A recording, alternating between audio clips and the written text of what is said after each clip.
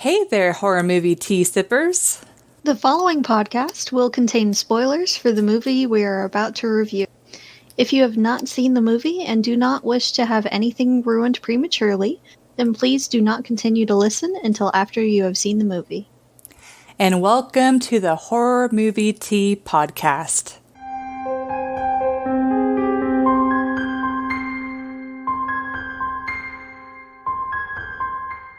Today, we are covering I feel like it's kind of got a little bit of a cult following, but regardless, we are covering Krampus, or Krampus. The movie that came out in 2015. Yes, 2015.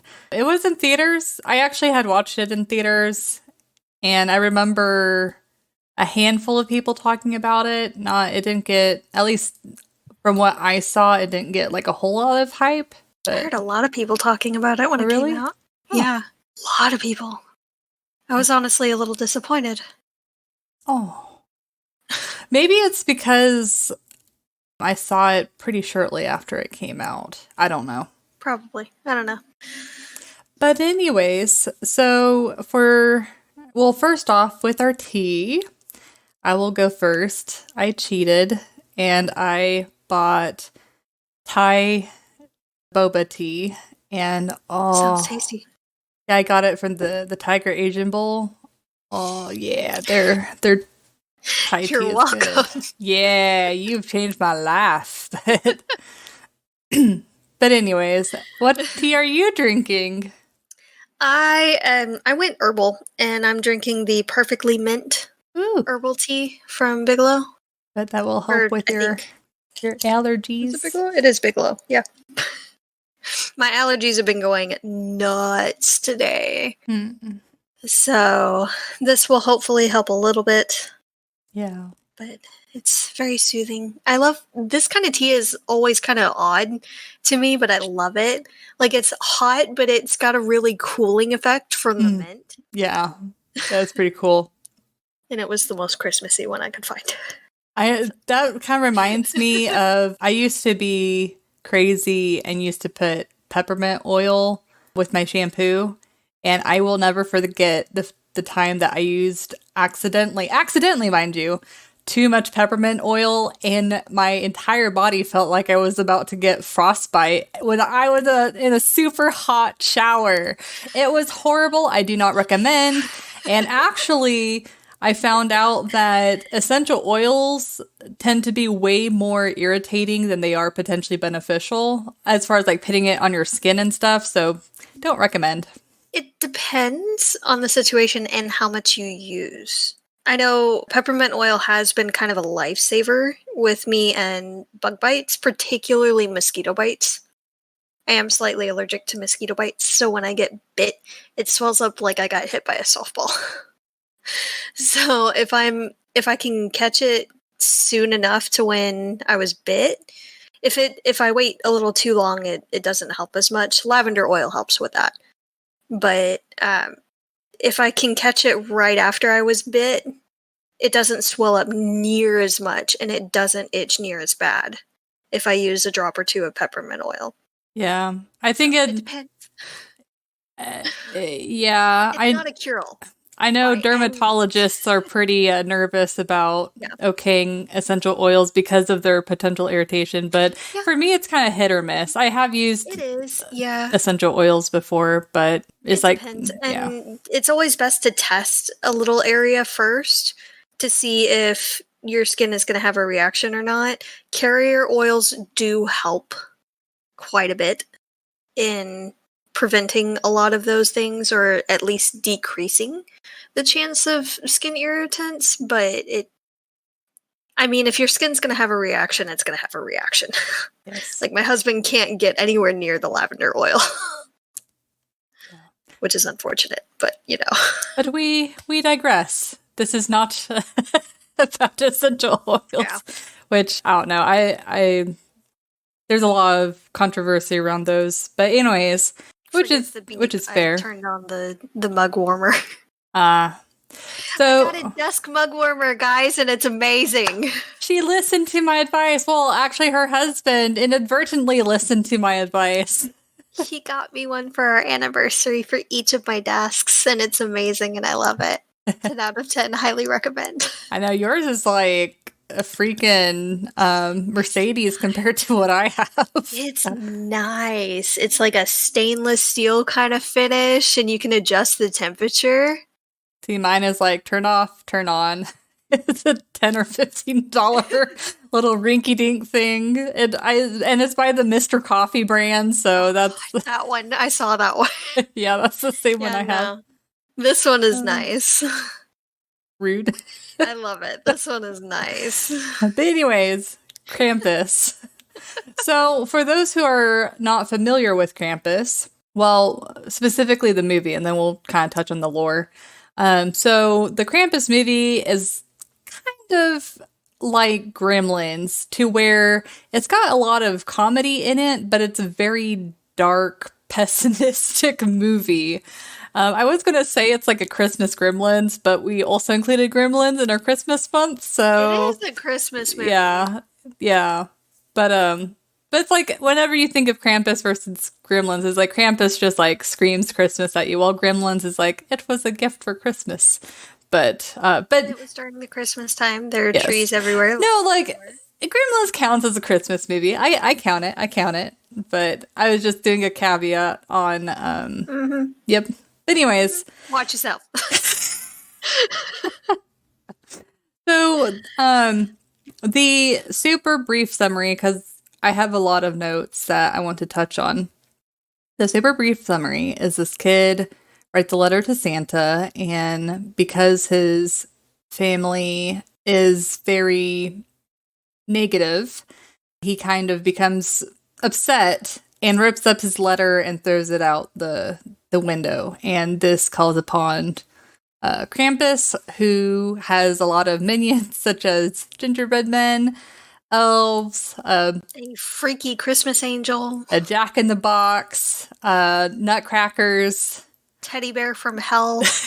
Yeah, and they all come to kill and take away his family. And then at the very end, the kid is like, I'm sorry, I just wanted Christmas to be like how it used to be.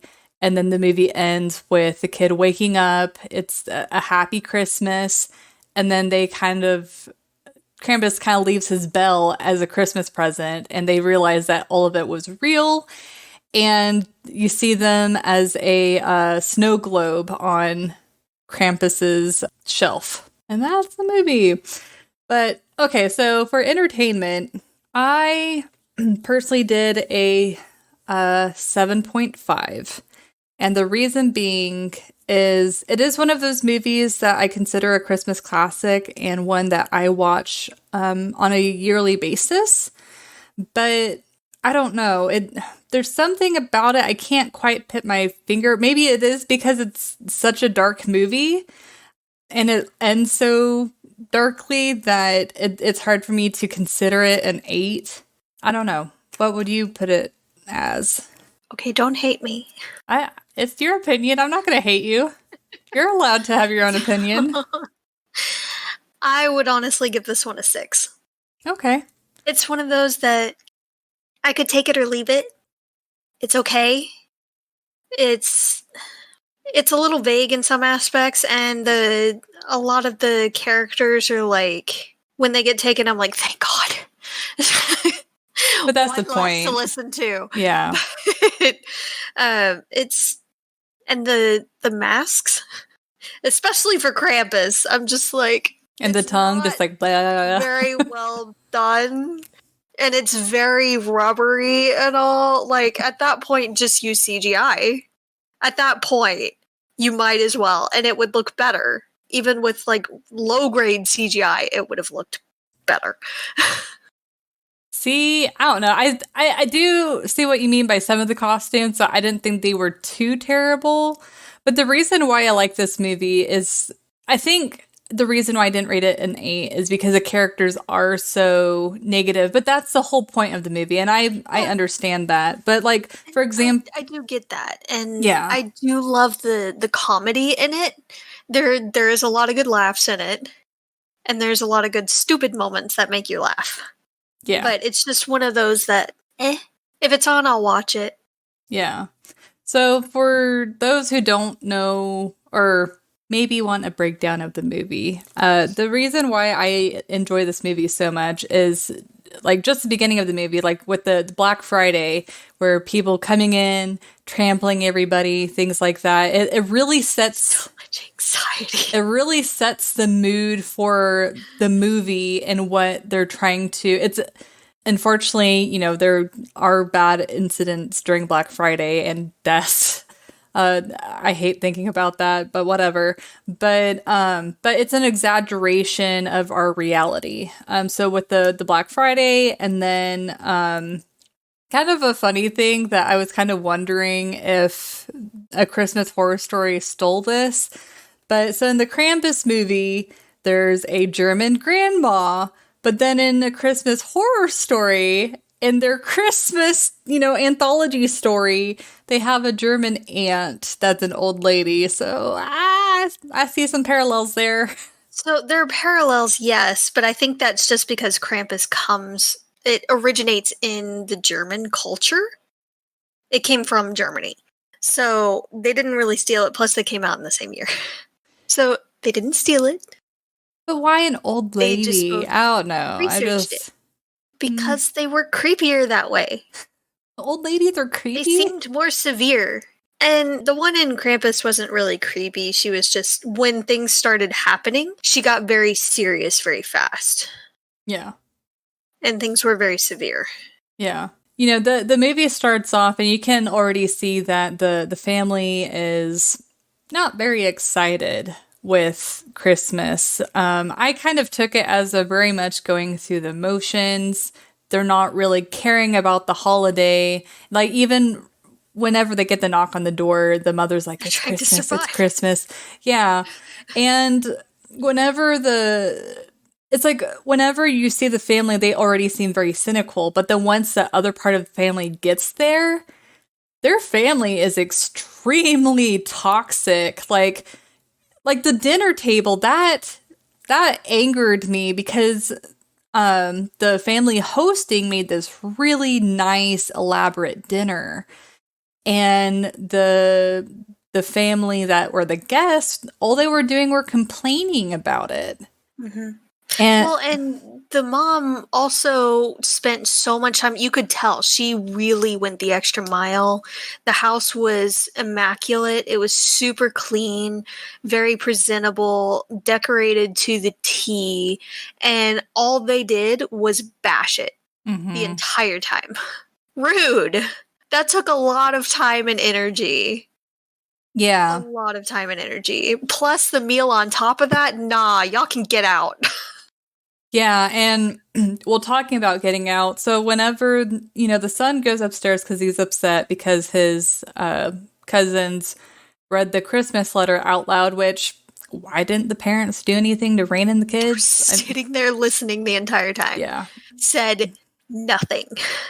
But anyways, the father comes in and he's like, sometimes we have to deal with essentially I took as we pretty much have to deal with them because they're our family and we share DNA. And the kid's like, well, why do we have to do that?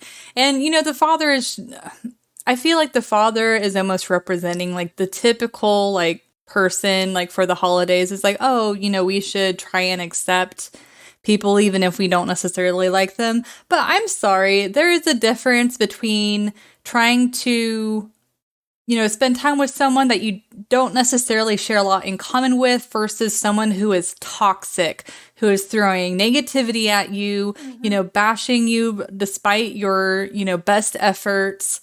I honestly, if I was in that situation and I had that type of family, I would tell them to get out. Yeah. So and we were talking about this during the movie too. Like, I would have just stood up and been like, okay, you know what? Either you can act polite, and like an actual freaking respectful family. Yeah. Or you can GTFO. Like, it's not worth all of that stress and hate. Like, that's so much energy to be that mean all the time. That's so much energy, and it's not worth it to be around it, either the one giving that energy or receiving that energy. So bye. Yeah.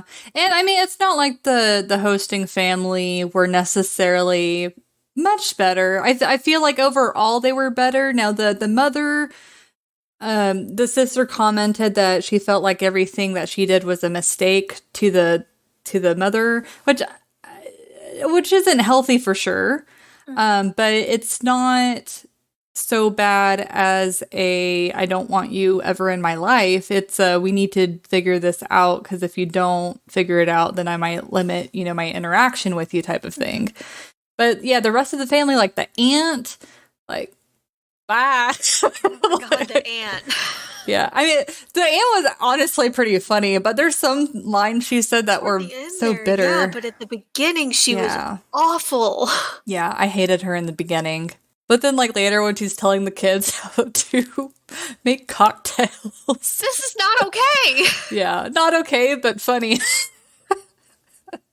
There's always that one family member. Yeah. But, I really like the character designs, like, despite the bad effects. I really thought the character designs were really cool, especially for Krampus. And then also the animation scene where the grandma is telling her story.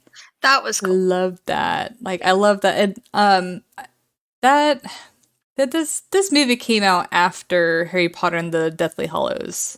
Yeah. I think so. So they probably ripped that out from Harry Potter. No? I want to say the Deathly Hallows was after. Wasn't it in 2017? No. There's no way. They did it like each year. Hold on, guys. Well, okay, while you're trying to find that out, one theory that I want to know your guys' thoughts on is, how in the end of the movie they end up being in the snow globe? Oh, well, nope, you were right. Okay. 2010 was the first one. 2011 was the second one. Okay, right. Yeah, because I knew it was pretty soon after I graduated high school. But before, yeah, because I mean Daniel Radcliffe, he's been in so many movies since Harry Potter. That's fair. And he's looking older, but not in a bad way. Like, he just looks mature now. But anyways, my fun theory before I finish the other thought. So, wouldn't it be interesting if the family was already in the snow globe by the time Krampus came there? And so it's going to come with the same outcome regardless. I don't know, just a thought. Because with them mentioning that there weren't a lot of people around. But they did also see that that poor delivery driver that didn't deserve that. He was just the wrong place, the wrong time. Yeah. Frozen solid in a truck. Which, I don't understand why he was frozen, but the teenage girl wasn't. And she was out in the elements, but okay. And I argue that he could have died beforehand and then frozen. But anyway... Well, okay, so back to the animation though. So they could have ripped out from Harry Potter on that, but I'm totally fine with that because I felt like that was a really effective scene, and I felt like you really expected what you were getting. It kind of set the mood for what was to come. I don't know. That's just my thoughts. I like the wink that Krampus did. Yeah, that was pretty funny. The shadow of Krampus, and he just winks at her and leaves. Like, nah, you're good. We cool. But I don't know if you noticed this, but as the family was coming together, trying to fight this crisis, they very much became much more of a family. And I feel like in a way kind of reestablished the Christmas spirit, despite the fact that they were fighting for their lives. Well, like, each part of his letter was basically coming true. Yeah. So, that was kind of cool. I didn't think about that. Yeah. And then at the end, with Max kind of... I don't know, I feel bad saying that Max redeemed himself because it's not, he was just mad at the situation. I don't feel like he deserved for Krampus to come and take away his family. If anything, the family deserved it, but he didn't. But having that redemption there at the end, but one thing I really did enjoy about this movie that was really fun is their twist on the Christmas music. The music was good. It's like not only did they kind of play around with like the tune, but they also play around with the lyrics. Like at the very end, they say Krampus and some of the common Christmas songs. I'm just like, yes, yeah. Krampus songs. But, well, I don't have anything else to add. I know I kind of went long-winded there. Oh, you're good. My allergies have got me in a bit of a fog, so sorry guys if I'm not more talkative today. I'm hoping this helps kick the allergies in just away. Yeah. I can't form a complete and coherent thought apparently either, so it's all good. This is fine. I'm fine. Everything's fine. Oh. Well, shall we move on to realism? Yes. Okay. Please, God. So realism is kind of a toughie for me. Because obviously the whole concept of Krampus is kind of out there, but the character reactions, while over the top, very much fit the movie itself. So, I don't know. I'm kind of debating between a 3 or 4, but I feel like a 3 is maybe a little bit safer because I don't know. It's like I don't feel like their reactions were out of the realm of reality. They were just exaggerated. Yeah, a little bit. Yeah, I agree with a 3. The only thing that was the only death I was like, come on, was whenever the aunt is standing there and she's chained and she's like, I forgot. She says like one final thing. You in hell. Yeah, but it's like she just stood there. It's like, I'm sorry. If I was being chained up about to be taken away, I would fight. Would you though? Yeah. What? Are you hinting to? I feel like you'd be standing there screaming. I love you, but I feel like you would be standing there screaming. I think you underestimate me, because if I seriously think that I'm in danger, and if I let them take me away, then that means my death, then hell yeah, I'm gonna fight. Fair. Now, if it was for something else... I wouldn't have hesitated as much as a lot of the characters did. They stood there. They just stood there with a gun, loaded gun, in hand, as they watched certain things unfold. I'm sorry. Yeah. I'd be blasting anything that moved at that point. And then when he runs out of ammo in the kitchen, when he's fighting the gingerbread cookies, and he just stands there like clutching the thing, I'm sorry, that is now a bludgeoning tool. Yeah, he could use it. You now have a bat. Hit them. Yeah. Yeah, there were a few things that they did that was kind of like, come on. But it was, a huge flaw in movies is the pausing. I don't even know why movies do that. Do they do it because of the tension, or they just want to make sure that you can comprehend everything that's going on? Like, I need an explanation. What's the point in that? Or are they purposely making the characters seem really stupid? Which is, for this movie in particular, is completely possible. Yeah. And I know there would be a shock factor in that kind of situation. The evil gingerbread men coming to kill you? Yeah. Or the giant jack-in-the-box that fell through the ceiling. Yeah. But at the same time, blast it. Yeah. Shoot it. So, was there any particular character that kind of freaked you out, or that freaked you out the most, even if it didn't actually creep you out? I mean, the jack-in-the-box thing was kind of freaky, how the mouth was. It was very unsettling to see it swallow a kid. Yeah, that was very unsettling. But I think as an act of like watching it swallow a human body, that's kind of like, eh. And the angel was pretty freaky looking, I'm not gonna lie. Yeah, the teddy bear kind of makes me laugh. I kind of want to make one like that.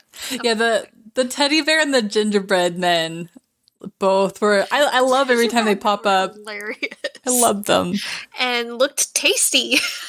Yeah, you see the kid bite it, and it's like so fluffy. I'm like, oh, it's like it almost feels like gingerbread cake. Ooh. But and I love whenever he takes a bite and the gingerbread is like, and then he gets angry and starts attacking. It's amazing. Also, how stupid is that kid? There's a hook that comes down the chimney. Yeah, that's pretty There's unrealistic. a gingerbread man attached to the chain. No!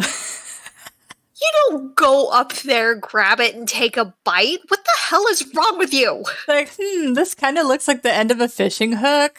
Oh, this isn't sus at all. Yeah. But the angel, Something up and up. the angel is definitely the one that I hate the most. Just how freaky, like her face looks like a dummy.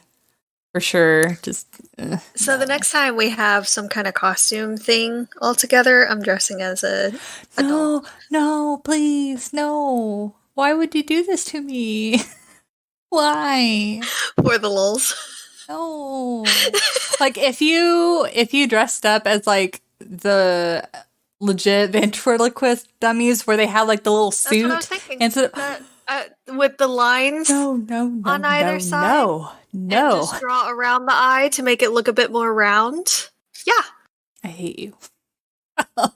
Stop it. Please. Stop it. You shouldn't have told me that about in the live stream. Shouldn't have mentioned it. Oh, but you knew I didn't like dummies. But yeah, but I didn't think it extended to Nutcrackers too. Now I have more ammo. Yeah. Well, I'll just dress up as a giant spider. It'll be fair. But anyways, I can see you dressing as like that kid in Stories to Tell in the Dark. Oh, with the arms and the. That's what I envision. Go right ahead.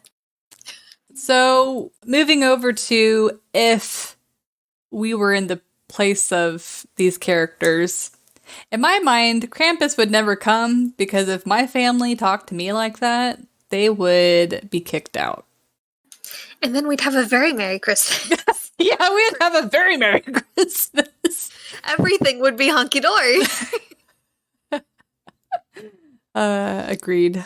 Tell us if you liked Krampus, and if you didn't, tell us why. If you did, tell us why. I can understand why some people might not be completely on board with this movie. I mean, it's why it's not an 8 for me. Is it is pretty dark and pessimistic, and even though I love Christmas horror movies, it's just so negative that it just kind of like gets to my heart. I don't know why this movie in particular. I mean, I kind of like that aspect of it. That's the whole point of Christmas horror movies. Yeah. It's a darker side of Christmas. And Krampus in and of itself is the anti-Santa Claus. Yeah. In the lore, which we didn't really get to earlier. Yeah, I just thought of that. It originates from German folklore, thought to, anyway. He was some derivative of like a pagan rituals and things like that around the winter solstice. He was thought to be the son of Hel, Hel, a Norse god of the underworld. So, and he was said to, on Krampusnacht, which is generally December 5th, the night of December 5th, he comes and punishes those who were naughty, either beating them with a stick, throwing them in a sack, beating them, taking them to hell, in some cases eating them, which I guess is where they got the creepy, gross tongue thing. In both of the movies that we watched. Yeah. Ew. But that's probably where they got that. And then the next day was when it was St. Nicholas's Day, where the nice kids would wake up and open presents, and the naughty kids would nurse their wounds. Yeah. So. Well, now that I think about it, you do see a lot of pictures of Krampus with like a longer tongue, so that would make sense on like the eating and then them reflecting that in the movies. Yeah. Well, he was half goat, half demon. So yeah, but one thing that's pretty interesting is how intertwined they made Krampus into the Christmas spirit in this movie. But it's like, if you think about it, there's so many many people don't like to admit it, but there are so many parts of Christmas, if not the majority of parts of Christmas, that are based in paganism. And that's where Krampus originated. So he's literally right at home. He's just like 98% of it is based in yeah, rituals and things. Yeah. It's the winter solstice. But one thing that's Tree's a sign of fertility. Like yeah. One thing that's a little bit different, though, is we looked up the actual Krampusnacht, and it's December 5th, while in the movie, they had Krampus come as either the 23rd or 24th. So right before they said Christmas. They only had to deal with them for like 3 days, so it was around the 23rd. Yeah, but to be fair, I think they probably mainly did that because the lore does say he comes prior to St. Nicholas. So it still lines up with that lore, and then also the movie pacing, because if they had to deal with Krampus for literally like a full month, that'd be a bit ridiculous. And plus, you wouldn't have the excuse of like the whole family coming over and that dynamic. So I have no complaints with them making that modification. Yeah, if you guys don't know about Krampus, look up the lore. It's actually extremely interesting. There's a ton of different variety to it. A lot of places in Europe actually have festivals where people dress up as, well, first they drink, then they dress up as Krampus, and then they scare spectators and will sometimes like chase them around. I'm like, as kind of dark as that is, that actually does sound like it'd be kind of fun. Yeah. Sounds like a lot of fun. It's kind of like that. That's what festivals are for, right? Yeah, it's like that yin and yang of the, each side of the holiday. Because typically, at least in America, you think of Christmas as, oh, nothing but happy. But there is a darker, sadder part of it. And I think thinking about Krampus kind of rebalances that thought. I don't know. I think it's a cool concept. There are other dark Yule things too. So That's I forget fair. which area. I want to say it's the Welsh area. I could be wrong, but they have this tradition of someone going around in like a shroud and like a horse skull. And it's kind of a carol thing where they knock on the door and they sing, and then the other person, like they're singing, asking to come in.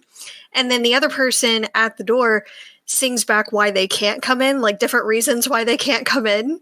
And they go back and forth.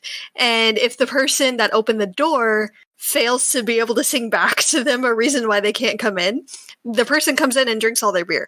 So like at first that sounded really scary. I'm like, oh my God, are they going to come in and kill their family? Like, what the heck? And then you're like, and drink all of their beer. I'm like, oh, that sounds like fun. That's what they do. It's part of the thing. That sounds like fun.